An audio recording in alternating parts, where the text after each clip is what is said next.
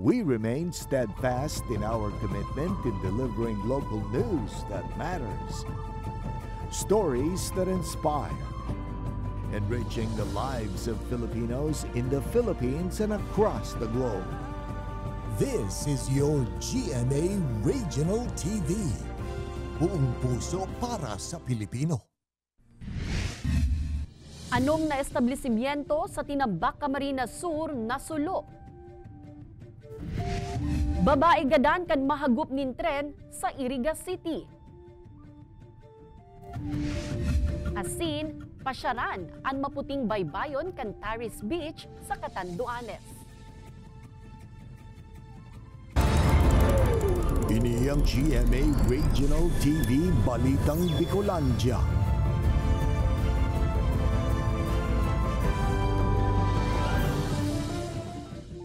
Diyos marahay na hapon mga kapuso, uni na ang Balitang Bicolandia. Hatun miyan pinakadarakula asin pinakabagong mga bareta sa Kabikolan. Kami ang tropa nin katotohanan, mahatunin mga baretang mayong pikikilingan, mayo nin pigpoprotehiran. Live, halik digdi sa GMA Complex sa Naga City, ako po si Kate Dolovieres.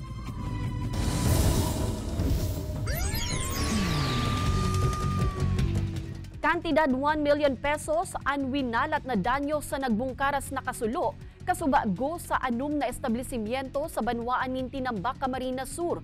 Kausakan kasulo, padagos pang inaaram kan mga otoridad. Mantang 18 anyos na lalaki, gadan makalihis na matrap sa nasulong harong sa Kasiguran, Sorsogon. Uya ang report ni Rosie Nieva.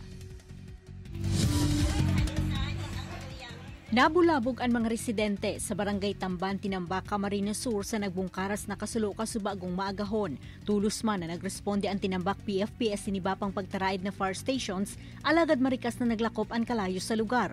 Nagabot sa third alarm ang kasulo kung sa inanom na establishmento ang nadanyaran.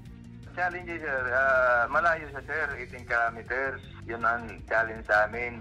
At pagpunta doon, kagad naman nakakuha yung ating fire truck sir. Kailangan makuyang girare kami sir ng tubig, malayo pa dito sa sentro. Nasa 4 man na pamilya ang apektado kaini mantang maswerteng mayo ni nakulugan sa insidente. Sa ngunyan inaarampakan mga otoridad ang pigikanan kan kalayo mantang nagwalat man ininin haros 1 million pesos na danyos. Sa Kasiguran, Sorsogon, gadanan sarong 18 anyos na lalaki sa nagbungkaras na kasulo sa sarong harong sa Barangay Buton, Kasiguran, Sorsogon. Tulos man na nakaresponde ang mga otoridad, alagad ay na naisalbar ang buhay kan biktima na pigtutubudang na trap sa laog kan sa indang banyo. Sa ngunyan, nagpapadagos pa ang investigasyon kan mga otoridad sa pigikanan kan kalayo asin sa kantidad kan danyos na pigwalat kan insidente. Padagos man na pigkukuanan paninpahayag kan news team ang apektadong pamilya. Ini si Rosie Nieva, Balitang Bicolandia. 57 anyos na babaeng mabalyo sa nakuta nanin Riles, gadan makalihis mahagup nin tren sa Iriga City. Biktima nakaladkad asin nakaapun pa subuot nin haros 5 metro. Ani ba pang detalye tutukan sa report ni Chris Novello. Gadaan ang sarong 57 anyos na babae makalis mahagup kan tren sa Barangay San Nicolas, Iriga City, Kasuudma. Susog sa aki kan biktima natisod an sayang ina na mabalyo ko ta na sa Riles. Pinurubaran pasubot ining tabangan kan tugang kan biktima alagad. Nahagup man giraray kan rescue train kan PNR na pasiring sa Pulangi. Sa kusog kan impact nakaapon pa ang biktima ning haros 4 hasta 5 metro. Naidara pa kota na sa ospital ang biktima alagad binawian man giraray ning buhay. Huli sa madalang tama na sinapo kaini sa payo. Hindi si mama daw parang na hindi na nakakatayo yun na ano na lang po ng tren. Na ano daw yung nahagip ng gulong tapos umikot si mama na kaladkad pa po. Sa pag-iimbestiga kan kapulisan, pigtutubudang dainari sa kan biktima ang papaabuto na tren. May pag-urulay naman subot ang pamilya kan biktima asin manihamento kan PNR huli kan insidente. Pagka po may papalapit na pong tren ay wag na po nating persahin pong magbalyo pa or mag-cross po kasi delikado po yan talaga. Panagos pang pikukuanan ning pahayag kan GMA Regional TV Balitang Bicolandia ang manehemento kan PNR dapit sa insidente. Enot nang naunang bitan kan PNR sa gilibong dialogo kaini kan nakaaging semana sa mga LGU na inagian kan ruta kan tren na saroan mga aksidente sa railroad sa maut ning dang masolusyonan. Kay banan si Jovel Obiso, Chris Novello, Balitang Bicolandia. Gadan ang sarong 19 anyos na babaeng rider makalihis maligis nin sarong mixer truck sa boundary kan Barangay Lidong, Santo Domingo, Albay, asing Barangay Padang, Legazpi City. Lugadan man ang 19 anyos na babaeng backrider kaini. Sa report kan PNP, pigbabaybay kan motorsiklong piglulunadan kan mga biktima ang lugar, alagad pag-abot sa may tulay, nawaranin kontrol ang lunadan huli sa mga baybay sa tinampo, hasta sa nakabangga sa poste asin dagos na nagbagsak ang motorsiklo sa tinampo. Di na nagibong makalikay ka nakasunod na mixer truck na naging rason para magulungan kaini ang mismong payo kan biktima. Tulos man na nagsuko ang driver kan truck asin nakatala ang sunadaning kasong reckless imprudence resulting to homicide. Bali, duman kayo sa pinangyarihan, medyo palaog ka po sa boundary, minasadit ang tinampo. Tapos duman sa gilid na parte, sa outer lane, medyo maburubaybay duman. Kaya may posibilidad, nag-solve sinda, duman pa sa inutang bago mag-boundary.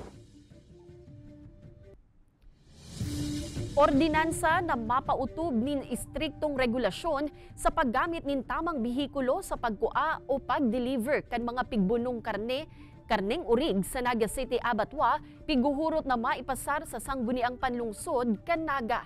Kung taano, aramon ta live kay Jessica Kalinog. Jessica?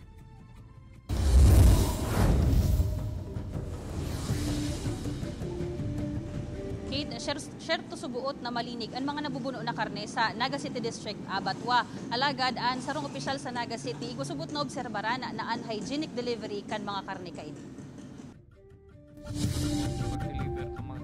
Sa ginibong public hearing on Ways and Means kan Hunyo 27, manungod sa propwestong transportation rates sa pag-deliver kan fresh meat, hali sa Naga City District, Abatwa, pasiring sa mga munisipyo asin talipapa. Na ilatag ni City Councilor Joe Perez ang sa iyang obserbasyon na ang bihikulo na pigagamit kan iba sa paghatod kan live weight o bubunoon na urig, iyuman ang pigagamit, pagkua asin pag-deliver kan karne kaini. Ang problema pala, mayo kita ning ordinansa o ning malinaw na regulasyon sa pag-deliver kang karne as to the kind of vehicle, improvised vehicle na gagamiton pag-transport. Igwa ko ta na nin refrigerated van na pigtao sa bunuan para sa transportasyon kan mga carcass sa 7 pigseserbihan kaining munisipyo. Alaga da ipay ini nagagamit hasta sa ngunyan, tamayo pa subuot nin ordinansa na nagigiya sa operasyon kaini. Ang rekomendasyon man kan National Meat Inspection Services Bicol, mantang da ipa nagagamit ang meat van. Magkaigwa ko ta nin enclosed stainless container ang mga mapabuno sa Abatwa. Kung mayo man kaini, pwede man subuot ang ibang bihikulo na muna. Sa kondisyon na hugasan man lang si transport, and then sa pinaning plastic na may bug, minsan ginagamit nila tarpaulin or mantel, and then may ilag si karkas at ma-cover. Good sabihin, dahil magdukot naman sa mga food contact surfaces na maati, so that pag abot sa market, dahil siya contaminated. Ang 62 anyos na si Tatay Roger, iyuan na pasuyuan na mag-pick up kan sa indang pahabol na pinabunong karne. Antes na ipakargaan karne, piglatagan mo na nin trapal sa kainitin na hubanin sako. Para dahil maano ning ati ukay langaw, pag sa dalas tinampuli, ano ning kang alpog. Yan din ang tigtutok sa industry, ano? Po, yung pigano, yung palisig di sa slaughter. Inina ang striktong ipapautob kan Naga City Veterinary Office sa gabos na malaog asin maluwas na meat howlers sa District Abatwa. Mantang padagos pang pigaadalan kan opisina, an mas magayon asin panghalawigan na solusyon. Sa ngunyan, kaya makikiulay din ako kay sir sa Abatwa, kasi kung pwedeng makisuyo kami. Nasinda na mo na si staff, although yaon po si meat inspector, on call na lang kasi on duty kaya siya sa laog. So, pa iba-ibang oras man ang nagkukua, dahil man sararuan na matututukan itong nagkukua.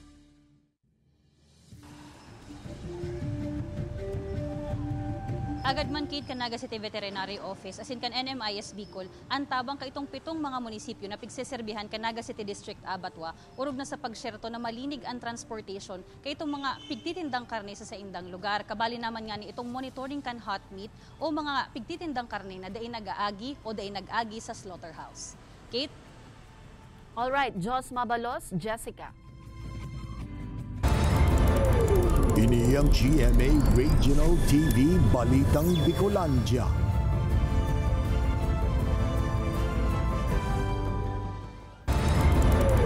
Ini ang GMA Regional TV Balitang Bicolandia.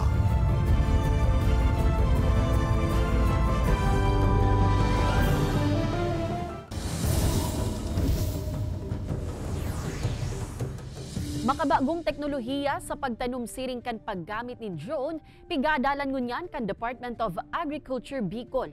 Mano-manong pagtatanom kan mga paraoma sa rehiyon, mauot na matugunan. Ini asin ani ba pang detalye, aramunta sa report ni Chris Novelo. Masabwag nanin paroy ngunya na si Manaan paraomang si Mel Francis Lauro kan Bula Camarines Sur. Kaya pigsisibutan na kaining ngunya ng paglilig sa umahan na ini daw mainit ang panahon. Init. Araw kang pag nag-uuran. Yung problema. Ang mga angkat na ini sa mga paraoma arog ni Mel asin ang mano-manong pagtanom masusolusyonan na nasusog sa Department of Agriculture Bicol. Pig-aadala na kaya kan ahensya ang paggamit ng drone sa pagtanom kan mga paraoma. Sa paagi kan drone da isa na basta mapapadali ang pagtanom kan mga paraoma, pwede man mailikay ang mga paraoma sa piligrong dara na pigagamit na abono o pesticides. Para mas mapadali yung seeding, lalo na sa paroy, and itong pag-spray kan mga pesticides sa pagmahiwas ang umahan. And sa paggamit man kan drone, mas naiiwasan yung hazard sa tao kasi kadaklan kan mga paraoma mayo ni dahil nagagamit ng PPE. Sa ngunyan may mga drone na subuot sa regional office na pwede nang gamiton kan mga paraoma. Kaipuhan sana magpadara ng request letter gani makagamit kaini. Iniing kami naman kan ahensya ang mga LGU na mag-invest sa siring na gamit. Sa syudad Ninligaw, nasa 3,000 na mga paraoma ang nagruso sa gymnasium na ini. Nakaresibian mga ini ng 10,000 pesos financial assistance kan Provincial Government of Albay sa paagi kan financial assistance to farmers, fishermen and families payout. Ang nasambit na ng mga paraoma ang kabali sa mga naapektaran kan El Nino sa probinsya. Labi man ang pasasalamat kan mga benepisyaryo sa naresibing tabang na magagamit subot nila sa pag-uuma. Siyempre po, pang bakaling fertilizer, tapos pang labor. Kay banan si Juvel Obiso, Chris Novelo, Balitang Bicolandia.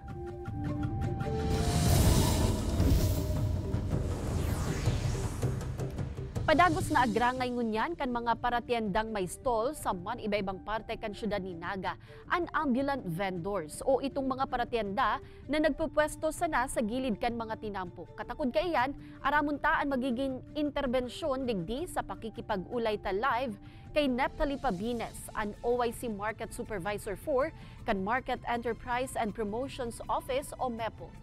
Diyos marhay na hapon po, Sir Neptali. Maray na hapon man tabi, Kate. Sir, sa ibungkan mga pagpapagirumdum ta asin pakiulay, yaon man giraray an presensya kan mga paratienda na nagpepwesto sa mga dating tutugot na mga lugar digdi sa syudad ni Naga. Ano po ngunyan ang nangihilingtang pwedeng gibuhong interbensyon tanganing matuldukan na ini? Maray na hapon po. Ang iso po kan pagdakol ning illegal venture sa syudad kang Naga. Bako po ining problema na sinasapok lang kan syudad ng Naga. Ini po mayo po ining one size fits all na solution kay nagakapir po dapat ang sa tuyang gibuhon. May diwa po kami iniisip lang. Siguro ang primero po pakusugon po strengthen kan regulations. Ano po? Ang gusto sabihin po kani pag napakusugan regulation, magkakaigutan ng clear guidelines. Ang clear guidance po ini, ano po ang clear guidance? Dapat po ano ang tamang oras kan pagpesto, saan ang dapat peston kan sa tuyang mga vendors. Panduwa po, collaboration po sa tuyang mga law enforcement agencies. Ang dua po yan, ang PSO saka ang sa tuyang PNP. Sinda po ang may poder, sigun po sa tuyang ordinansa, ang City Ordinance 2001-055, sinda po ang ma-implementar kan sa regulation tungkol sa illegal vendors. Oo sir, igwa po ngunyan pigtutulod na hagadan na ning clearance to operate ang mga street vendors. Ano po ang katuyuhan kay ni? Dati ba mayo pa sindang clearance? May mga vendors po kitang, sabi mo kayo, legitimate, ano po? Ini po sinasakupan kan MEPO, na taon-taon po nag-clearance po sila. Bako lang yan po ngunyan, usually po yan nangyayari sa first quarter kan taon. Ngunyan lang po kaya may mga rehab, may mga naapektuhan, na-extend po by July 15. Ano po ta kaipuan taning clearance? Ano po? Ang clearance pong ini, masi-check mi dyan si may mga kautangan. Ang kayo po kayaan mga vendors may prasada. Aral daw po yan. Every month po may card po kami na sasubmitin da. Yan po may mga bakante pong surat dyan. Ang sabihin po, di sila nakabayad. Pa nag-clearance po, automatic po kikwintan sa sinda para mabayadan si clearance. Panduwa po, ini po mga vendors taning nagtitinda ng pagkakan. Kaipunta po ng yellow card. Ano po, kay po mag-agi sila sa CITEL, ma-check ta po na complying sila sa sanitation code. Ayan man na po. Yes, sir. Sir, ano po ngunyan ang nahihiling nindo kan MEPO na panghaluyan o permanenteng solusyon sa pauro-utrong problema sa mga illegal na vendors, asin paano po iniplanong gibuhon? Ikaw po kita, may ordinance po kita, nasabi ko sa bago, City Ordinance 2001-055. Piga sabi po dyan na dapat mag-create kita ng task force.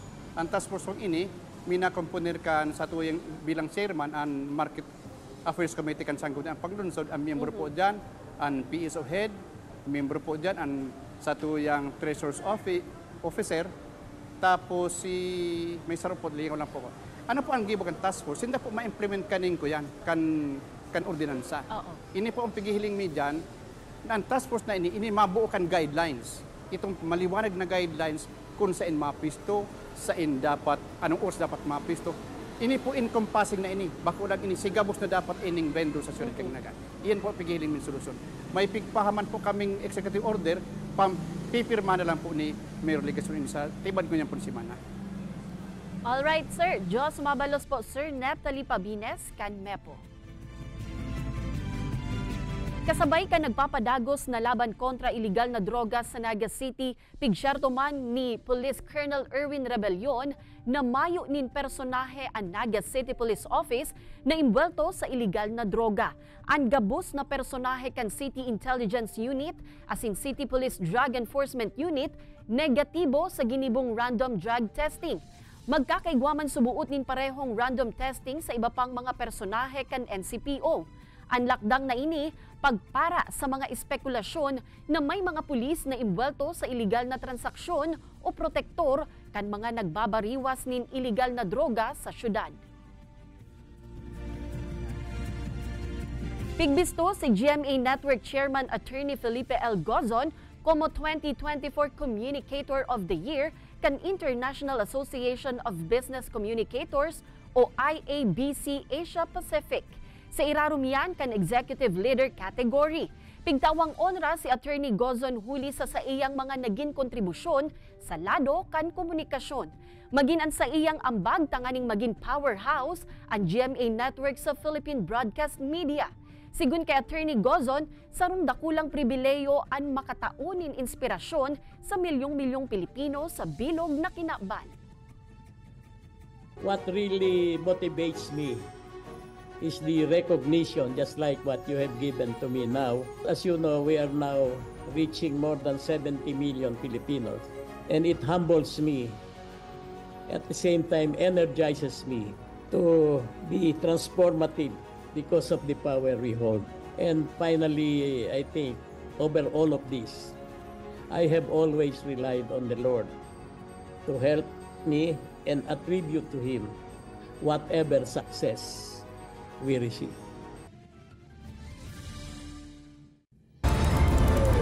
Ini ang GMA Regional TV Balitang Bicolandia.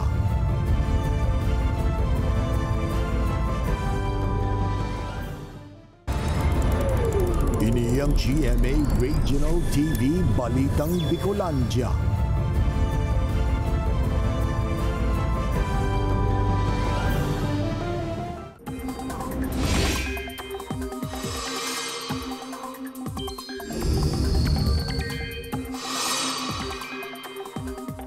Mga kapuso, dawa mayong bagyo o raot nin panahon, uuranon ang pirang parte kan nasyon.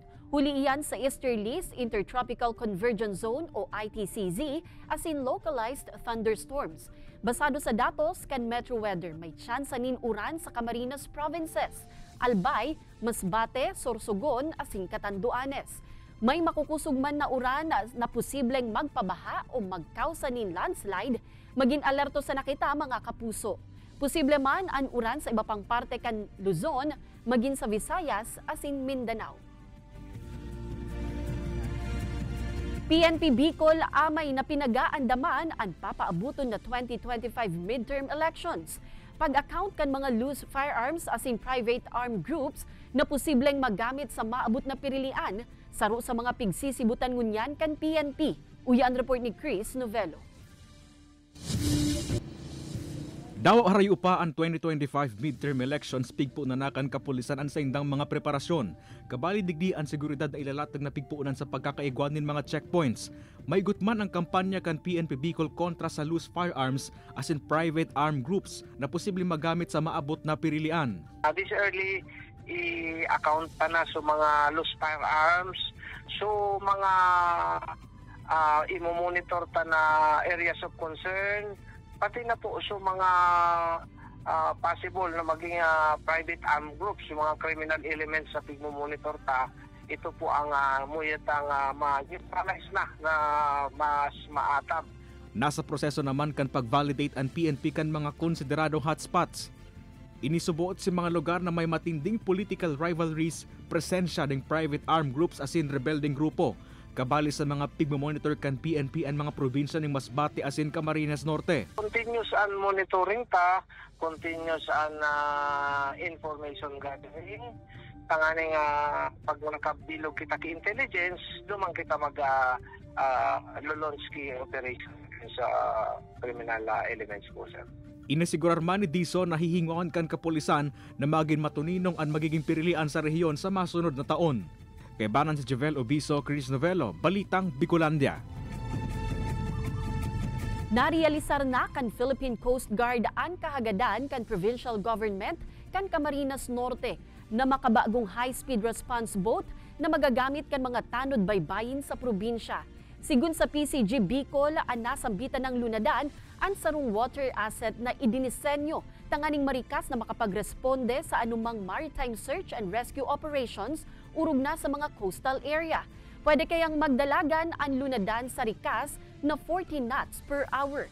Apwera kaini mas maipapautubman ang mga maritime law sa kadagatang sakop kan Camarines Norte. Makakatabang man ini sa pagbabantay kan mga otoridad sa teritoryo kan probinsya, asin ang Benham Rice na saro sa pigpoprotektahan kan PCG kontra sa siisay man na magkaka-interes digdi. Plano ba nindong mag-out of town? Good news nin hulitan nagbaba ang airfare prices ngunyan na Hulyo susug sa Civil Aeronautics Board o CAB. Katakod kaini manihamiento kan Naga Airport, piga-antisiparan ang pagruso kan mga biyahero huli kan baratong pamasahe. Uya ang report ni Chris Novello. Working student si Angelica de los Santos. Dakol na oras subot siyang inahabol kung kaya mas pinipili kaini na magsakay sa eroplano. May kamahalan man ang pamasahe alagad, no choice man subuot siya. Nare-redeploy kung saan na lugar. Ngayon, pupunta po ako ng Pangasinan pero pagdating po sa Maynila, maglaland travel pa po ako ng almost 4 hours. Alagad may good news ang Civil Aeronautics Board o CAB sa mga pasahero arog ni Angelica. Nagbaba kaya ang airfare prices kunya na bulan huli sa hababang jet fuel sa world market. Paghali sa level 6 surcharge, nasa level 5 na sa nasubot ini. Huli ka ini posibleng abuto na sana sa 151 pesos hasta 542 pesos, gikan sa dating 185 pesos hasta 665 pesos ang airfare kang nakaaging bulan. Katakod ka ini piglalooman kan manihemento kan Naga Airport ang pagruso kan mga pasahero huli sa baratong pamasahe. Gi-expecta po iyan kasi nga ni nagbarakasyonan si mga estudyante, pwedeng may magpuruli at si mga nainota po pwede man pa balik ng Manila, pwede pong aprobitsaran yan mga iyan pagbaba kang airfare na yan. Katakod kay ini pinahigutman kan mga otoridad ang seguridad sa nasambitan ng aeropuerto. Nairahay naman ang X-ray machine sa pre-departure area kang Naga Airport na naraot ka nakaaging bulan ng Marso. Kay banan si Javel Obiso, Chris Novello, Balitang Bicolandia. Nasa 300 na Nagueño athletes, coaches, as in trainers, ang nakakuanin medalya sa Ginibong Palarong Bicol 2024. Ngunya na aldaw sa inda naman na resibi ang insentibo hala sa Naga City LGU. 5,000 pesos para sa nakapuli nin gold medal, 3,000 pesos sa silver, as in 1,500 pesos kada bronze medal. 1.6 million pesos gabos ang pondo na pig-alukar para digdi. Kasabay kan pag-release kan incentives and send-off sa labis ang gatos na mga atleta asing coaches kan syudad. Nakabale sa marepresentar kan rehiyon sa palarong pambansa ngunyan na Hulyo. Sports discipline ang saro sa mga mayor na pigtukdo asing pigpapagirumdom sa mga ini durante kan training tanganing maibitaran man na mautro ang nangyaring insidente kan palarong Bicol. During the training, pero may pigre-remind ang mga coaches, ang mga aki, na siyempre pa-orogon manggiraray ang patience, ang disiplina. And isolated case man? Isolated case, kumbaga iriwal aki. Nasa 10,000 na mga bangus fingerlings ang ipinanao kan BIFAR Camarines Norte sa paagi kan Special Area for Agricultural Development sa mga parasira sa Barangay Mactang, Kapalonga, asing Barangay Pulong Gitgit, Santa Elena, Camarines Norte. Sigun sa BIFAR, ang nasambitan ng lakdang parte kan sa indang pagtabang sa mga parasira sa lugar tanganing mas urog pang mapauswag ang aquaculture sector sa probinsya. Sa ruman ining package project, kung sain sa pagpupuon pa sana hasta sa pag-harvest ang mga parasira, yaon ang ahensya para magtabang. Ang proyektong ini ang pigigibo kan BIFAR sa mga lugar o third-class municipalities. Ang gagawin lang po ng ating mga beneficiary, ito po yung association, ay pangalagaan po nila at properly manage nila yung kanilang proyekto.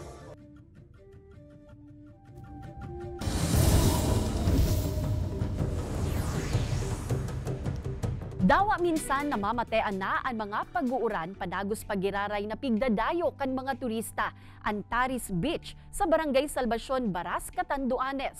Apora kaya sa malinaw asing malinig na tubig kan dagat, talagang agaw atensyon ang maputing baybayon sa lugar.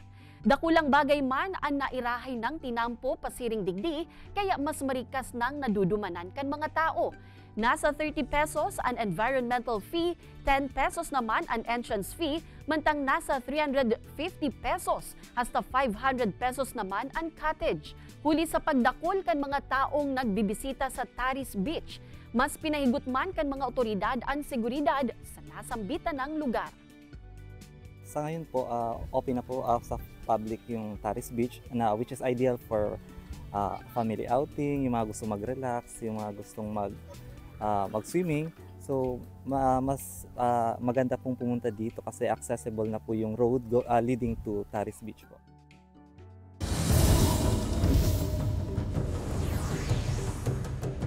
Mga kapuso, pwede nang madangog ang latest single ni Papa Obet na naghihintay. Sigun sa iya para ini sa mga pinaasa asin winalat, alaga da inawawa ranin paglaom. Dakulang impluwensya man subuot sa iyang paghibukan kanta, an sa iyang callers and listeners. Dangugon ang naghihintay sa man iba-ibang music platforms, asin available naman ang performance video sa GMA Music YouTube channel sa July 12, 5 p.m. Mientras tanto, puun at siya nabanggi, mapuun na ang pagbuyagyag kan mga sikreto sa pinakabagong murder mystery series kan GMA Prime na Widow's War. Ang tabayanan sin the box office queen Bea Alonso asin primetime goddess Carla Abellana kay banan ang iba pang darakulang artista. Maikot ang istorya sa magiging buhay kan mga karakter na sinda Sam asin George kan makalaog sinda sa mayamang pamilyang Palacios. Ang tabayanan kung paano nakakagadan ang pagkamuot. Asin bukasan ang mga sikreto puun at siyan alas 8:50 nin banggi sa GMA Prime. Madadalan ang episode na ini asin iba pang pinakahuring lokal na bareta sa official website kan GMA Regional TV, www.gmaregionaltv.com. Pwede man kamong magbisita sa samuyang official YouTube channel, GMA Regional TV, asin i-click ang subscribe button para sa pinakamaiinit na bareta hale sa man iba-ibang rehiyon. Mabalos sa mga kapusong Bicolanong nagantabay, maging sa mga kapuso nyato abroad. Ninhulita sa GMA Regional TV, Local News Matters. Asin yan ang pinakadakula asin mainit na bareta sa Kabikolan. Ako si Kate Dalovieres, kami ang GMA Regional TV Balitang Bicolandia, bilog na pwersa para sa mas dakulang misyon asin mas mahiwas na pagserbi sa nasyon.